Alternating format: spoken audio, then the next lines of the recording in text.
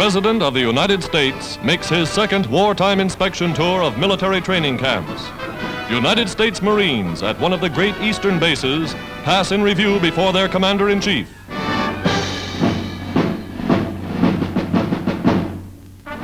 Traveling further south, Mr. Roosevelt sees at first hand the growth and progress of America's vast new military machine.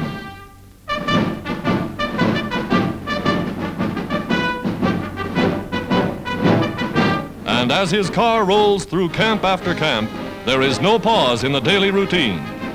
Today, the United States is giving its men the best possible training, seeing to it that every soldier is physically fit and completely equipped before he goes into battle. The President views with satisfaction the success of the air training program. All America working to speed the day of victory for the United Nations.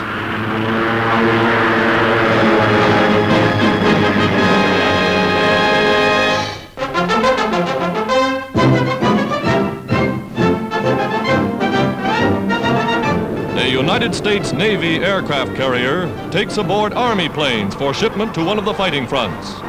Planes are stored above and below deck. It was from just such a flat top that American bombers carried out their raid on Tokyo a year ago.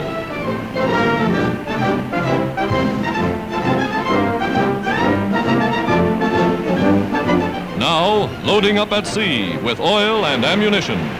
Machine guns ready, planes ready, and they take off for some new base on land.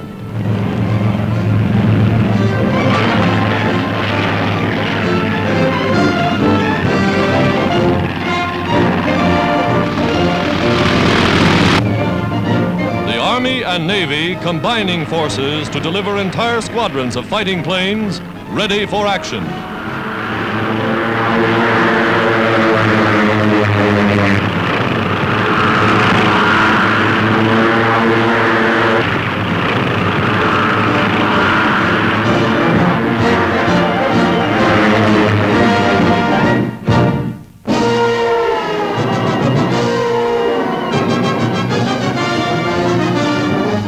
Allied air forces over North Africa.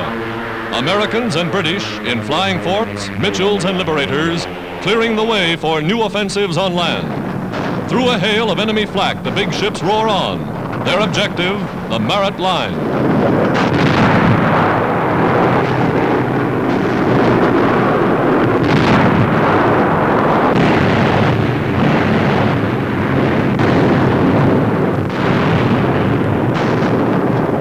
Big bombers softening up Rommel's Africa Corps with load after load of high explosives. Anti-aircraft fire fails to stop them.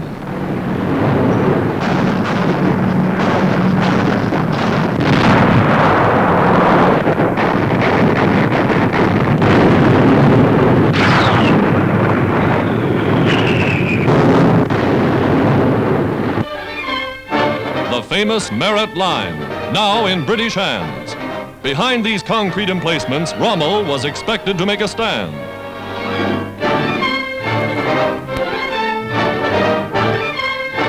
But Montgomery's guns and his brilliant 8th Army were too much for the Desert Fox. Here, General Alexander, Allied ground chief, and French General Giraud visit the fighting front as British artillery gives the Nazis no rest.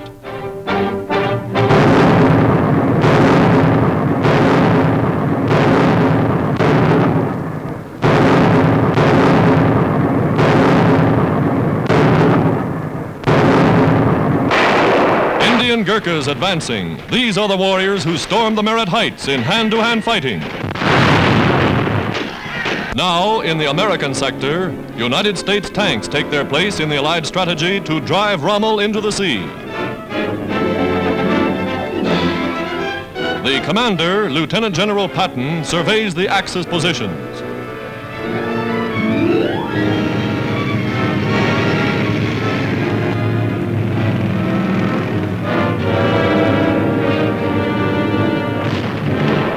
Guns emplaced in the hills open fire, and they have the range. Direct hits on Nazi tanks.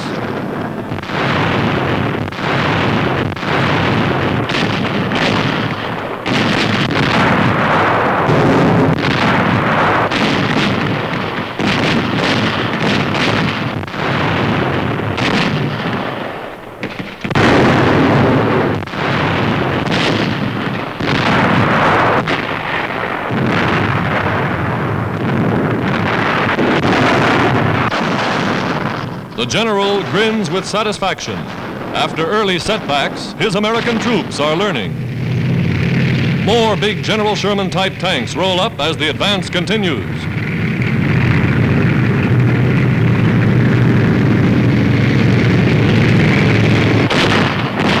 Now, streaming toward the last mountainous barriers to join the magnificent British, Yankee gunners see inspiring evidence of Allied superiority over the vaunted German Mark IVs.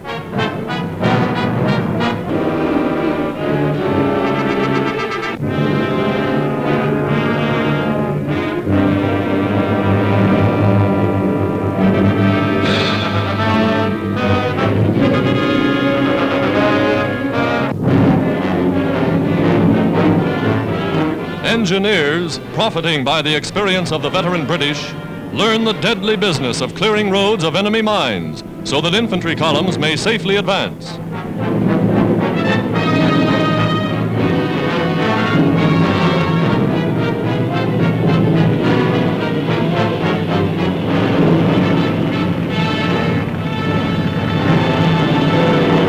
A Junkers 88 attacks the supply line, bombing the road.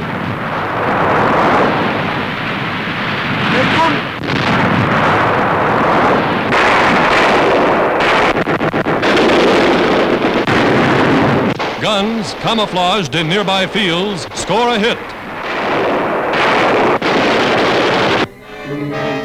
Italian prisoners, captured in earlier stages of the fighting. In all, the Allies have taken some 30,000 Axis soldiers since breaching the Merit line.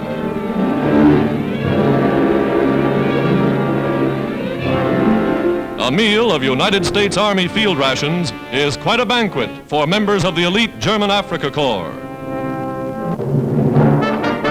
American Army nurses fly to within sound of the guns to evacuate wounded by air, speeding stretcher cases to base hospitals well in the rear, flying the wounded back over country that would take days to travel by land.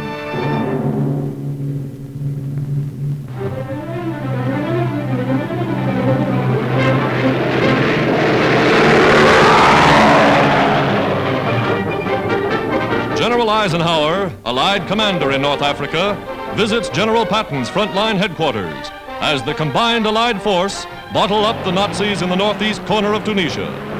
The Battle of Tunisia enters its final phase.